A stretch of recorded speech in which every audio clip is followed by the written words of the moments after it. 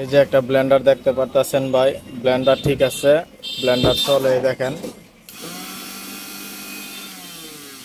Blender চলে। এটার সমস্যা হলো আপনার ভিতরে সমস্যা, কয়েলটা স্পায়ার করে।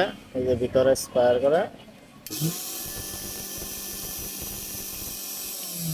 এটা মূলত সমস্যা হলো আপনার ভিতরে যে লোটারটা আছে এই লোটারটা খারাপ। তো আমরা লোটারটা চেঞ্জ করে দেব, চেঞ্জ করে দেখব সমস্যার সমাধান হয় কিনা।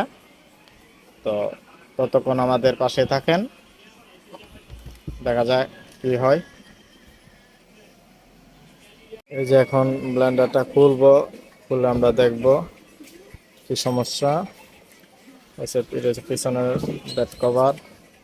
এই যে এটা হচ্ছে কয়েলটা, মূলত এটা কোনো সমস্যা না, ভিতরে আর একটা কয়েল আছে, ওই কয়েলটা সমস্যা। ঠিক আছে, তো ওই যে একটা ভিতরে কয়েল আছে